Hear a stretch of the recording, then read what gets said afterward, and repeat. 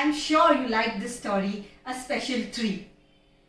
In this time of pandemic, don't you think the cherry tree taught us a lot? The cherry tree is a symbol of survival, and it escapes almost being eaten by a goat and being thrashed like grass.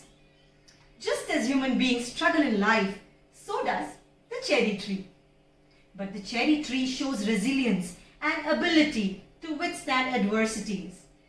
Now what we're going to do is, through the story there have been many words to which probably you did not know the meanings.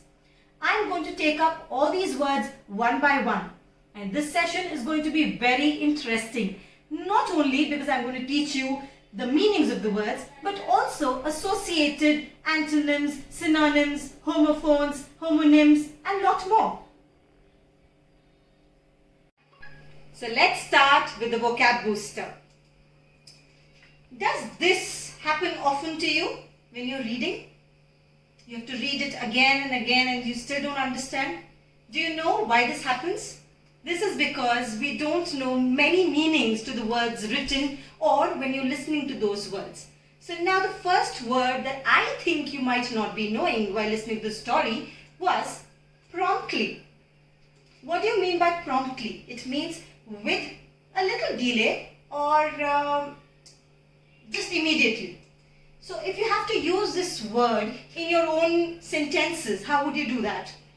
She was so well read with the story.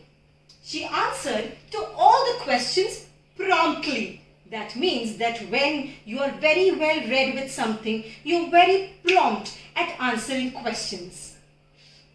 So the opposite of promptly would be what?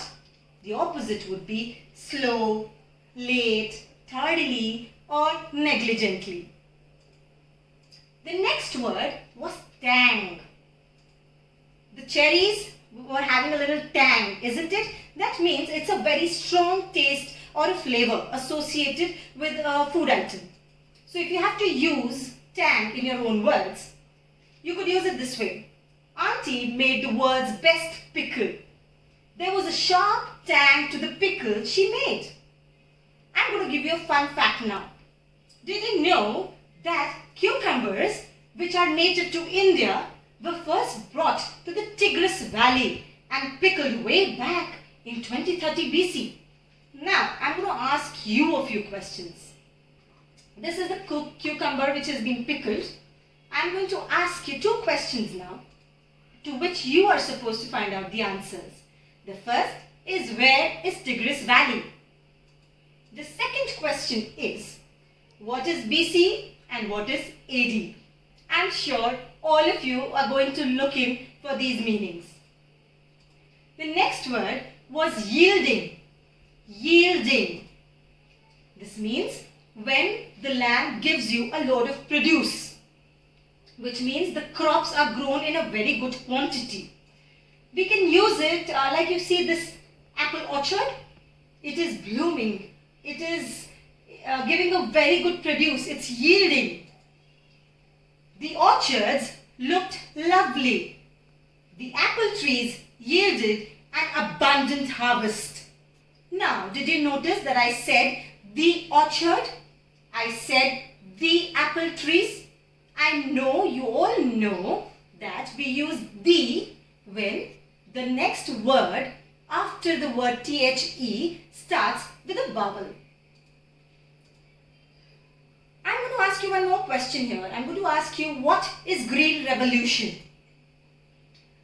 Green Revolution means when there is a large increase in the crop production in developing countries, which is achieved by using artificial fertilizers, etc. So in early days, when there were a lot of diseases which would happen with a lot of crops, two very important people gave a twist to all of this. The first one, and these two people are called the fathers of Green Revolution. The father of the Green Revolution is Norman Borlaug. That's his picture. And the father of Green Revolution in India was M.S. Swaminathan. This is his picture. You must read a little more about the Green Revolution.